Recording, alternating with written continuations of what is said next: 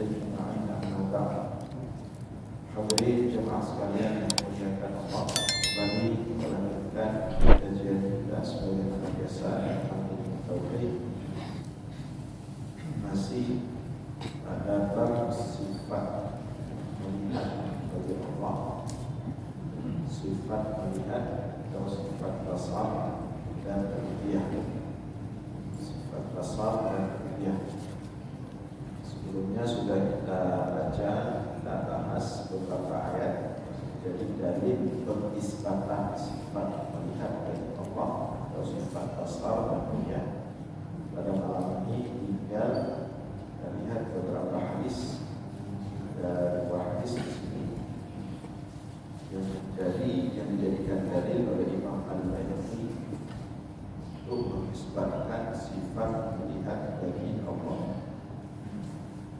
Jadi Allah Ta'ala Maha melihat segala sesuatu. Tidak ada yang terhijab daripada Allah. Apapun setiap ciptaan Allah itu terlihat secara terang benderang bagi Allah, baik yang besar maupun yang kecil, baik yang zahir maupun yang batin, baik yang nampak sekilas bagi makhluk maupun yang tidak nampak, baik yang dinampakkan maupun yang disembunyikan. Di semua terlihat oleh Allah, semua terpantau oleh Allah. Yang Abu Bakar As-Siddiq mengatakan, "Idza khalawta dahra yawman fala taqul khalawtu, walakin alayya raqib." Apabila engkau berada dalam kesendirian pada suatu saat, maka jangan pernah katakan aku sendiri.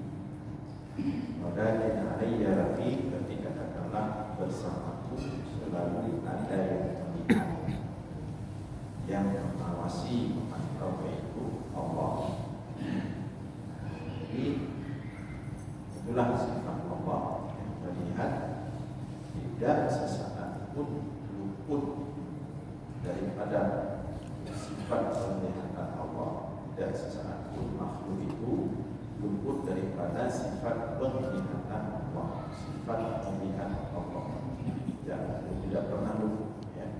Kita semua dari lahir sampai mati tidak pernah sedetik pun luput daripada sifat melihat Allah. Jadi kita selalu dilihat. Makanya ada ulama mengatakan, kalau engkau ingin berbuat maksiat, maka carilah, silahkan buat maksiat, tetapi carilah tempat yang tidak dilihat oleh Allah. Tempat dan tidak tempat yang tidak dilihat oleh Allah. Oleh karena itu, siapapun yang berencana membuat kezaliman, yang bersatu atas kezaliman, yang membicarakan kezaliman, ketahuilah Allah memiliki sifat melihat. Nah, ada dua hadis di sini kita lihat. Pertama, hadis dari Abu Musa Al-Asy'ari radhiyallahu anhu, qala, hadis yang diriwayatkan oleh Abu Musa Al-Asy'ari radhiyallahu anhu, qala, beliau menceritakan, qala fina Rasulullah sallallahu alaihi wasallam bi arba'in. Ketika Rasulullah menyampaikan kepada kami empat kalimat, dan empat kalimat ini empat-empatnya tentang tauhid, yang salah satu nanti berisi tentang sifat melihat bagi Allah, sifat asal atau ru'yah. Faqala, maka Rasulullah mengatakan empat kalimat tersebut, Inna Allah la yanam wa la yanbaghi lahu an yanam, yukhfidul qista wa yakhfidul qista wa yurfa'u ilayhi 'amalul layli qabla an-nahar wa 'amalun nahari qabla al-layl hijabuhu nur law kashafaha la ahraqat subuhat wajhihi kulla shay'in adrakahu basaruhu. Thumma qara'a Abu Ubaidah radhiyallahu anhu nudiya an burika man fin nar wa man hawlaha wa subhanallahi rabbul alamin. Jadi Rasulullah mengatakan ketika di hadapan para sahabat 4 kalimat penting tentang tauhid. Yang pertama, innallaha la yanam wa la yanbaghi lahu an yanam.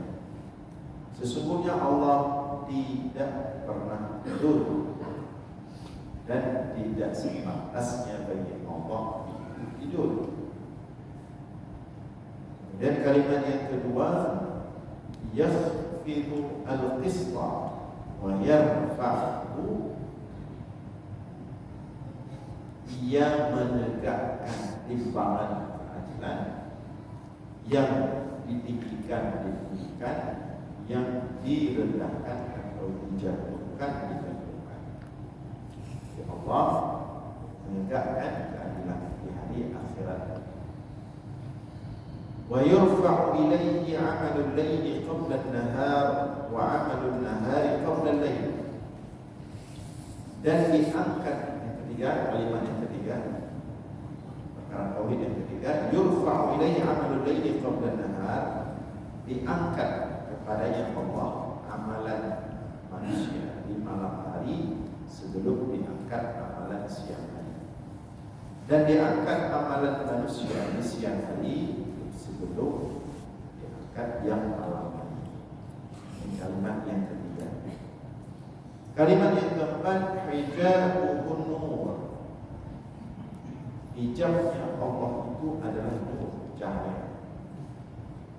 Lau kasyafaha, seandainya hijab itu terbuka, seandainya hijab itu terbuka, cahaya yang menjadi hijab Allah itu terbuka, la ahraqat subuhat wajhihi kulla syai'in adrakahu basar, sungguh akan membakar oleh keagungan Allah, keagungan Allah, kemahabesaran Allah akan membakar, meluluhlantakkan kulla syai'in, setiap sesuatu, adrakahu basaruhu, yang dilihat oleh Allah.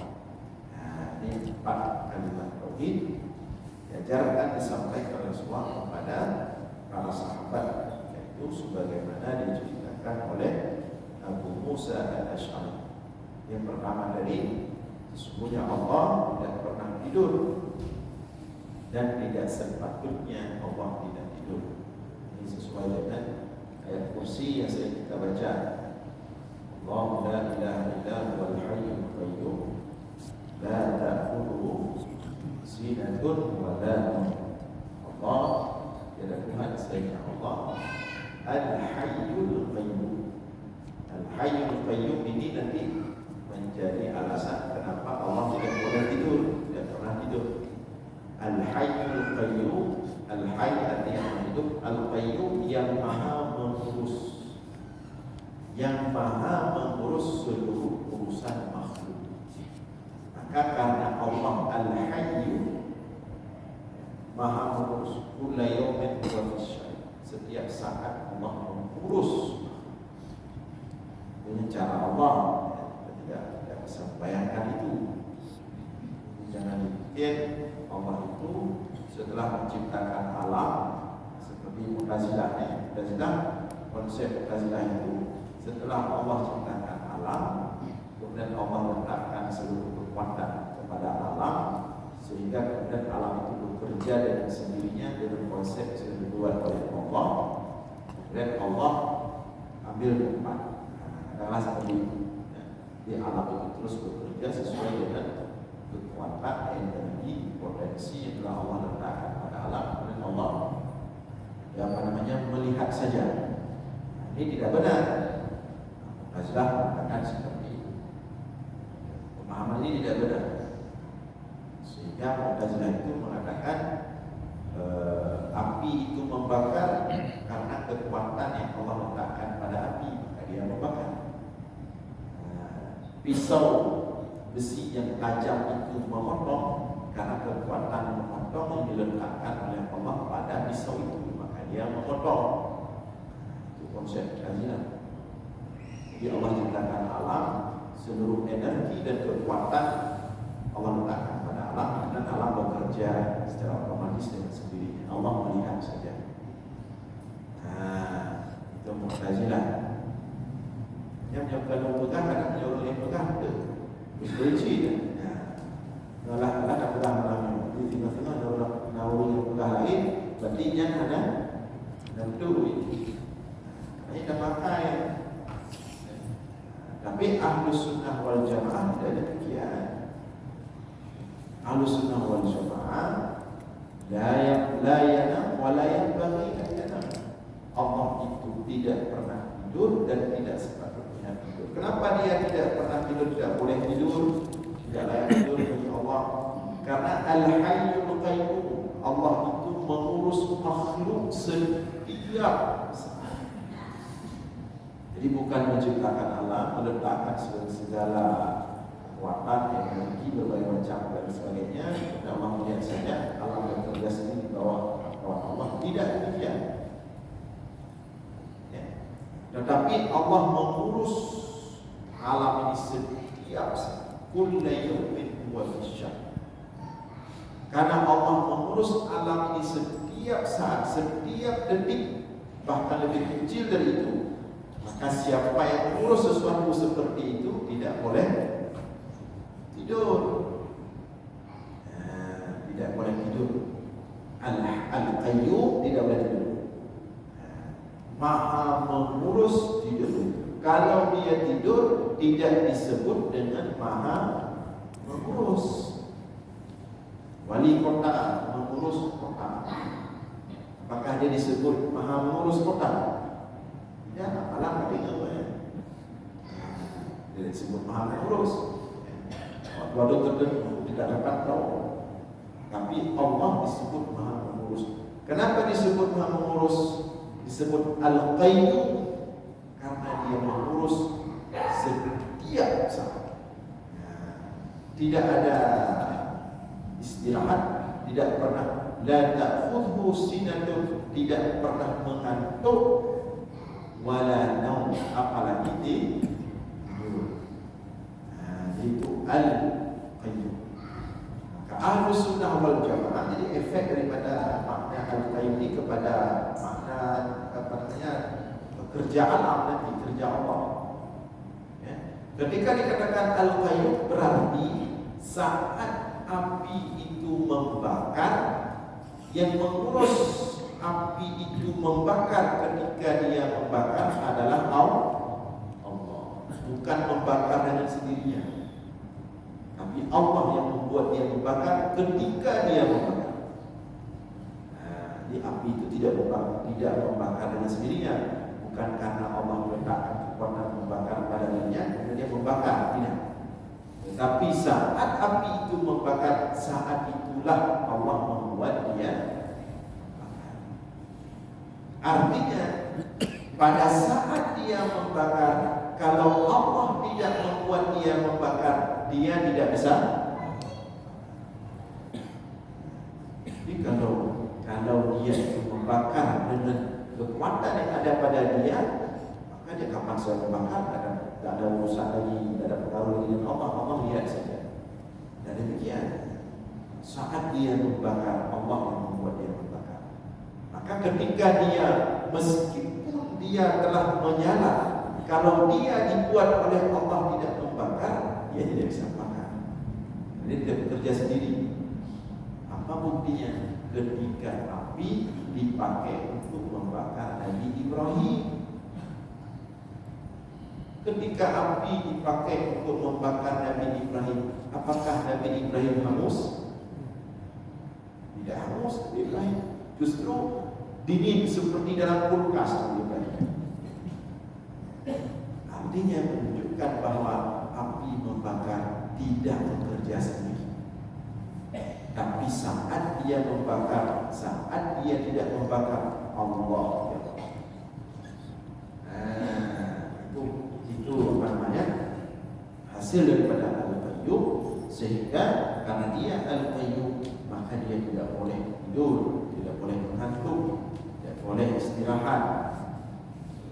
Itu penting. Jadi apapun yang kita lakukan, apapun yang terjadi di alam ini, Allah yang mengurus. Jangan pernah kita berpikir Allah itu jauh, sehingga seolah-olah ya Allah kalandung, ya Allah kipana so kalandung, ya Allah kalandung, ya Allah bukan kalandung jauh, ada kalandung ya Allah. Allah melihat, kita tidak pernah luput. Apapun yang terjadi semua di bawah urusan Allah. Allah yang mengurus. Itu Inna Allah la yanam wa la yanbaghi lahu an yanam. Jadi Allah tidak pernah tidur dan tidak sepatutnya bagi Allah tidur. Dia setiap saat mengurus alam. Kula yawmin huwa fi sya'n. Kemudian kalimat yang kedua, ini kalimat-kalimat yang berat tentang tauhid. Wa 'amalun nahar wa yakhfadul qista wa yarfa'u. Dia Allah yakhfadul qista wa yarfa'u, yang menurunkan timbangan dan yang menaikkan timbangan. Ini di akhirat. Ya, di akhirat yang memegang timbangan keadilan itu Allah saja.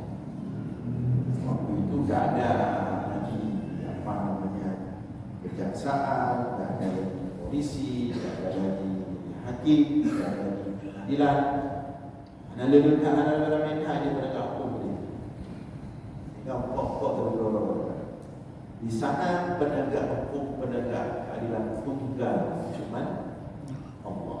Hanya makna yakhfidu al-qist wa yarfa'. Allah tunggal memegang keadilan. Artinya kita jangan khawatir di hari akhirat. Dalam dunia ni di laku itu. Itu sesuai laku. Kalau ada Allah melihat yang penegak ini lain keputusan, penegak sana kadang-kadang lain keputusan, yang di sini lain keputusan. Sesuai dengan macam-macam lah ya. Di dunia boleh, tetapi di akhirat tidak bisa. Makanya di dunia ini kita banyak kecewa ya, kita banyak kecewa dan ketidakadilan. Dan bukan negara saja kadang-kadang yang tidak adil kepada kita. Bedanya kadang-kadang tahu Allah adil sih. Kita mempertanyakan diri sendiri juga, apakah selama ini kita mengurus istri sudah adil? Dan adil sih memberikan. Apakah selama ini kita mengurus anak-anak kita sudah adil? Itu kalau keadilan kok, kontrol. Apakah selama ini kita dalam berinteraksi dengan sesama kita sudah adil? Kadang dengan di rumah kita tidak adil, dengan istri tidak adil.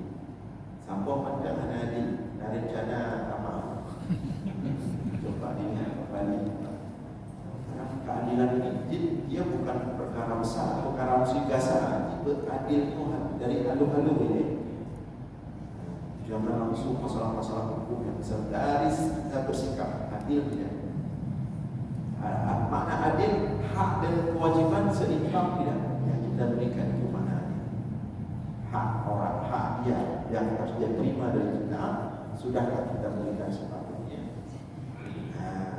Ya. Kemudian dengan anak-anak kita, antara anak yang satu, anak yang kedua, ketiga, keempat, adil tidak?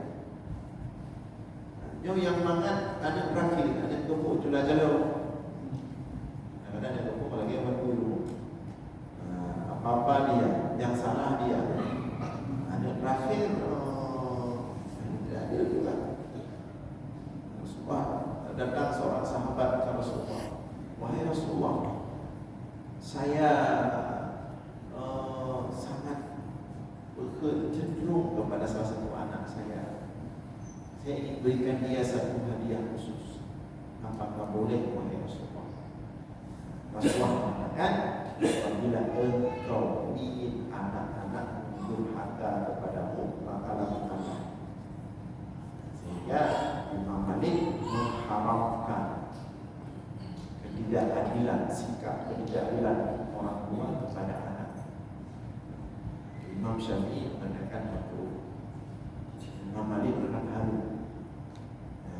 Artinya kalau kecenderungan biar di hati saja, tapi sikap harus sama. Dia karena menyokong cuma kalau fitrahnya dengan sebab benci kelebihan yang lain yang orang akhirat bermasalah. Yang tidak Allah. Jadi jangan sampai masalah kita di sini. Coba kita lihat kembali keadilan. Jadi jangan kemudian, tapi nanti di hari akhirat ya nampak ada lagi. Kalau sudah hari akhirat, keadilan itu mutlak, tunggal di tangan Allah. Sekecil apapun akan diberikan keadilan di akhirat. Jangankan kita manusia, dalam hadis Sahih Muslim, seekor kambing yang bertanduk menyeruduk kambing yang tidak bertanduk. Itu kambing itu ada tanduk. Biji tanduk beraya impor ci kesidang orang yang kambing. Apalagi kita manusia. Jadi jangan melihat keadilan inilah yang besar-besar dari yang kecil. Sungguh hebat sekali sebuah masyarakat yang terdidik, karakternya bersikap adil dalam ya, kalau kita terbentuk karakter masyarakat yang adil, ada polisi dan polisi, ada penegak hukum dan polisi nanti, maka yang terbentuk dengan karakter tidak adil, cukup dia penegak hukum tetap masalah.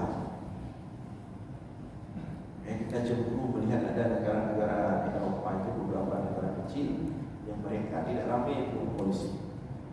Negara yang di Swedia, dan beberapa negara lain.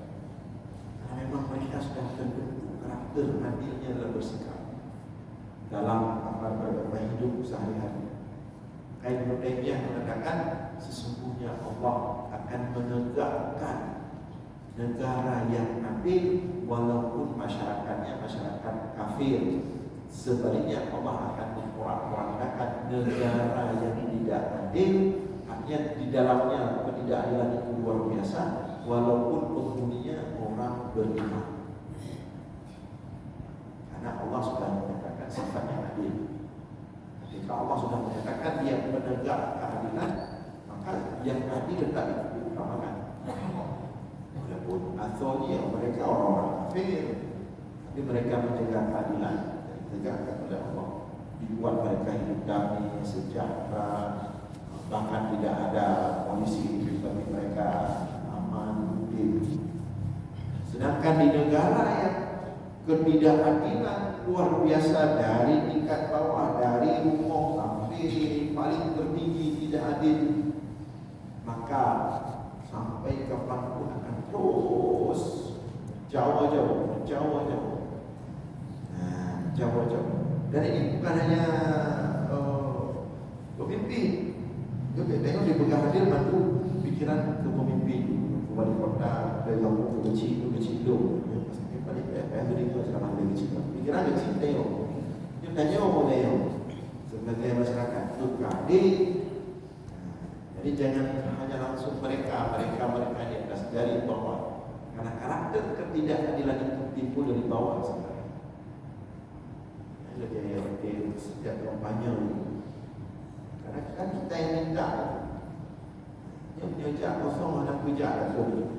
Dan pon juga kena caleg yang kipas kita jak ngomong nah urung ini peniro dia pakai pengapa program tagakan misi.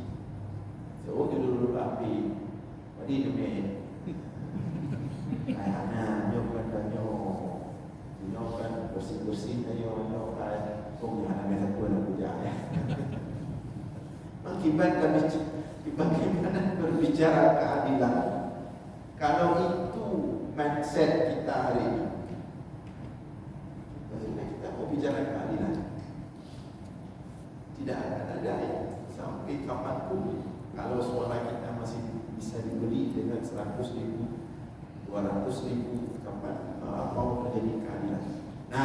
Tapi di hari akhirat ya, yang dalam dunia silakan Jawa-Jawa makin hari zaman keadilan makin susah didapatkan, tetapi nanti begitu hari akhirat wajah rabbika wal malaku saffan saffa waji'a yawma idzin bi jahannam wajah rabbuka wal malaku saffa saffa wa sidang akhirat di pada masyarakat habis harap pada masyarakat juga sidang Allah berbaris malaikat di mahkamah Allah.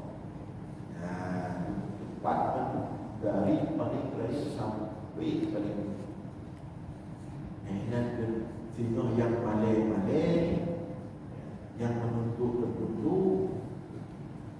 dia masuk ke dayung yang ada hati dalam dunia. Tapi kadang-kadang dayung tak boleh tak roh. Wan sidang tengok Jadi jawab siapa karu kamu punya ala karu ni ala karu ekosi baju yang ala karu. Kata dia yakhfidu al-qista wa yarfa'u. Allah yang akan menegakkan timbangan keadilan yang dinaikkan haknya yang perlu dibetulkan keadilan yang perlu diturunkan wa yurfa'u ilayhi 'amalul laili qabla an-nahar wa 'amalun nahar qabla al-lail. Dan kemudian kalimat yang ketiga, dan diangkat kepadanya amalan manusia yang dilakukan di malam hari sebelum siang hari dan amalan siang hari sebelum malam hari. Itu proses perkataan amal satu kali 24 jam.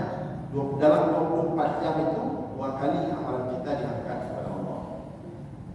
Amalan Rono gak angkat bunuh menjelang maghrib. Amalan Rono gak angkat menjelang maghrib. Kalau gak angkat amalan-amalan dulu menaikkan menjelang maghrib, kampung siap-siap kali mana kali ini kali mudah-mudahan atau jabun dong ni. Amalan boleh. Demikian juga amalan nanti malam ini akan diangkat besok menjelang subuh. Maka beliau sebuah ayat ajak masjid. Begitu masuk waktu fajar azan subuh dikumandangkan, maka amalan kita di malam ini diangkat kepada Allah. Itu juga perkara yang besar dalam tauhid. Kemudian yang keempat, Rasulullah mengatakan kepada para sahabat, hijabuhun nur, hijabnya Allah itu nur, cahaya. Hijabnya Allah cahaya. Jadi zat Allah itu tidak bisa dilihat secara langsung karena terhijab oleh cahaya. Yang cahaya itu cahaya Allah juga. Tidak ada yang bisa menghijab Allah daripada makhluk. Jadi cahaya, hijabun nur. Bagaimana dahsyatnya cahaya itu? Hanya Rasulullah ketika di malam Isra Mi'raj saat di Sidratul Muntaha itu Rasulullah tidak melihat langsung zat Allah. Tidak bisa. Ditanya oleh sahabat ketika selesai Isra Mi'raj turun ke bumi, al-ra'aita rabbak, wahai Rasulullah, apakah semalam engkau melihat Tuhanku? Rasulullah mengatakan, ra'aitu nuran, semalam aku melihat cahaya. Maksudnya cahaya Allah. Fa'anna li arahu, bagaimana mungkin aku bisa melihat langsung Allah. Jadi karena terhijab oleh cahaya. Bagaimana dahsyatnya cahaya hijab Allah itu? Rasulullah mengatakan, "Lau kasyafaha la ahraqat." Seandainya dibuka hijab itu, lukudu cahaya yang hijab Allah lukudu, la ahraqat, maka akan membakar cahaya tersebut, yang akan membakar oleh subhanahu wajhi, oleh zat Allah, dan cahayanya itu akan membakar kulla syai'in adrakahu basaruhu, setiap sesuatu yang terlihat oleh Allah. Mata yang ada dalam Allah berarti menyeduh cahayanya, maka akan terbakar semua ciptaan Allah ini, langit dan bumi beserta seluruh isi. Makanya yang Jibril yang berbedil cahaya Nabi Musa ketika Nabi Musa itu meminta melihat itu hanya percikannya. Malaikat Jibril dia tak boleh lihat. Ketika naik ke langit akhirat kan, itu sampai di Sidratul Muntaha, Edro sedang itu dekat Jibril pada Rasulullah, tak kadang nyodron baju belum jadi. Kata Rasulullah, mandron apakah maju? Apakah naik baju Jibril? Kata Jibril, lau taqaddamtu tahara. Belum maju baju Jibril, belum akan tutup terbakar dengan cahaya Allah. Dahsyatnya cahaya Allah. Dan Nabi Muhammad bahkan terbakar langsung melihat cahaya itu sudah diberikan kelebihan khusus Rasulullah. Nabi Musa tak mampu. Nabi Musa pingsan. Maka di sini disebutkan hadis ini, summa qara'a Abu Ubaidah radhiyallahu anhu ketika mendengar hadis ini, Abu Ubaidah membacakan ayat, nudiya an burika man fidar wa man hawlah. Jadi ketika cahaya itu, percikannya itu nampak di hadapan Nabi Musa, maka gunung-gunung yang ada di hadapan sekeliling Musa itu hancur berkeping-keping. Itu baru percikannya. Nah, karena tempat itu di Bukit Tursiya di Sinai, di Mesir, karena tempat itu mendapatkan percikan cahaya Allah, maka di sini Allah sebutkan an-burika man finnar. Semua yang menyaksikan percikan cahaya Allah ketika Nabi Musa di Bukit Tursiya itu semuanya diberkahi oleh Allah. Nabi Musa sampai pingsan, termasuk dalam tafsir disebutkan di situ juga ada malaikat Jibril.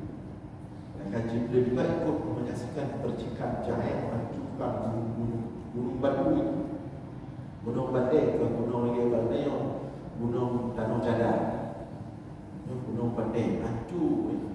Situ Nabi Musa pingsan. Sanggup bertahan lama. Dalam kitab tafsir disebutkan di situ ada malaikat Jibril.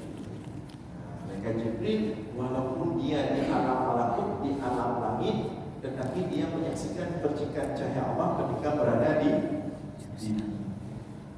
nyampi atas permintaan Nabi Musa. Bukan lagi permintaan Nabi Musa, berapa sih? Hanya Nabi Muhammad SAW yang mampu melihat cahaya Allah. Makanya nikmat melihat zat Allah nanti di hari akhirat di surga itu adalah nikmat yang paling besar. Dan kena yang insya-Allah dan kena yang asal surga akan melihat langsung zat Allah. Dahsyat sekali. Tapi jangan kita bayangkan ini ya, jangan kita bayangkan tempat, jangan kita bayangkan seperti nonton penceramah di panggung. Dan beda kondisinya. Karena Allah tidak sama dengan makhluk. Allah tidak bertempat, Allah tidak diikat dengan ruang dan waktu. Tapi makanya itu nikmat yang paling besar karena tidak akan ada yang sama. Ketika itu dengan apa yang ada di alam ini. Yang sama air, yang serupa air. Nah, di sini menjadi dalil dari basar. Jadi cahaya Allah itu seandainya dinampakkan akan membakar semua sepanjang sejauh pandangan Allah. Pandangan Allah ya semua makhluk. Nah, kemudian hadis yang kedua, sedikit lagi hadis yang kedua tentang sifat melihat bagi Allah. Hadis daripada Ibnu Umar, dari Umar bin Khattab radhiyallahu anhu, anin Nabi sallallahu alaihi wasallam, dari Rasulullah SAW tentang hadis masalah iman. Qala, di mana malaikat Jibril bertanya kepada Rasulullah, ya Muhammad, man ihsan? Wahai Muhammad, apa itu ihsan? Ini hadis ihsan. Hadis ihsan ini juga menjadi dalil sifat melihat bagi Allah. Kalau hadis tadi dipakai kata-kata basar, itu dalil melihat Allah dengan kata-kata basar. Kalau dalam hadis ini menjadi dalil Allah memiliki sifat melihat, ru'ya, ra'a. Bunyi hadisnya, Rasulullah mengatakan kepada Jibril yang bertanya apa itu ihsan, Rasulullah mengatakan an-na'budallah ka'annaka tarahu fa innaka illam takun tarahu fa innahu yaraka. Bahwa engkau menyembah Allah seolah-olah engkau melihatnya Allah. Maka jika engkau tidak mampu seolah-olah melihatnya Allah, fa innahu, maka ketahuilah bahwa sesungguhnya Allah melihat. Yaraka, melihatmu dipakai kata-kata yaraka, ru'ya. Yang pertemuan sebelumnya Ustaz Kasim mempertanyakan sifat ru'ya.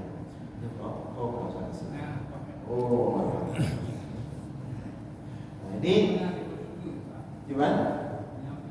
Oh, jadi gimana?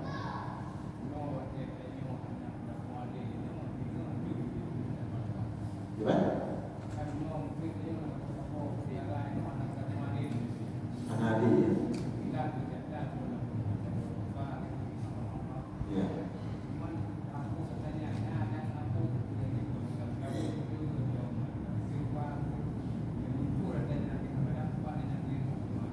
Ya. Menyo hana adil yang persoalan adil dengan sesama makhluk ya. Karena menyo hana adil dengan makhluk memang hanya cara, kecuali kita meminta maaf kepada makhluk. Jadi menyo hana adil dengan urina dan kemah ba urina. Ya, waktu lalu kemah daripada masalah orang urina biaya boleh. Payah lagi mengaji Pak suami tetap leceh urina kadang-kadang tidak adil dalam bersikap terhadap suami, membaliki suami. Sebenarnya potensi kita hakikat penciptaan manusia, potensi menzalimi antara suami dan istri lebih dari potensi istri menzalimi suami sebenarnya. Karena istri itu menggunakan perasaan, laki-laki menggunakan, perempuan menggunakan perasaan, laki-laki menggunakan logika. Menyuarakan berpikir memang harus logis. Logis itu salah satu tanggap itu adil, logis. Tapi perempuan kadang-kadang dia tidak bisa adil karena dia menggunakan perasaan. Perasaan itu tidak dapat matematikanya, sehingga dia berpotensi. Tapi nyo dulu, beda-beda dulu gitu. Dia beda takkan yang Melayu, negara-negara. Artinya baik sebagai suami maupun sebagai istri berpotensi kita saling menzalimi. Oleh karena itu agar sehingga hendaknya tepi-tepilah, supaya ada mama-mama ini sudah perwakilan, ya saling memaafkan itu di dunia yang belah-belah di dunia ini. Jadi dekat juga yang tapi urusan yang perwakilan, waktu belah dulu. Nah, jadi cara seperti itu. Termasuk orang tua dengan anak, anak dengan orang tua. Jadi jangan kita memang disuruh anak itu apapun cerita harus bakti kepada orang tua, harus tunduk kepada orang tua. Tapi kita orang tua juga tidak berarti tidak berbuat tidak adil kepada. Maka kalau kita merasakan itu tidak terjadi, ya, atau baik yang kita sadari atau tidak kita sadari, caranya adalah minta maaf. Ada masalah, hanya uji dia memang merasa tidak adilan akan cobaan yang itu lebih selamat daripada nanti di sidang di hari akhirat. Termasuknya uji yang jaraknya itu yang terlalu sibuk di luar, yang waktunya tidak cukup untuk anaknya, padahal anak itu punya hak menerima kasih sayang yang cukup dari orang tuanya. Ketika orang tuanya tidak memberikan kasih sayang yang cukup untuk anaknya, berarti dia telah berlaku tidak adil. Dari orang kadang-kadang yang penting kebutuhan itu terpenuhi. Tidak, hak anak itu bukan hanya kebutuhan materi, tapi anak juga berhak menerima kasih sayang waktu kita, perhatian kita. Jadi intinya kita semua pasti ada hal-hal yang kita tidak adil, maka oleh karena itu caranya belele lagi audit. Dan kurangi ego, belele lagi kurangi ego. Makanya memang tauhid itu cukup ego gitu ya. Nama juga cuci. Jadi baik, demikian kira-kira sudah siap insyaallah akan dalam masa depan. Aku qauli hadza wa astaghfirullah wa lakum. Wassalamu alaikum warahmatullahi wabarakatuh.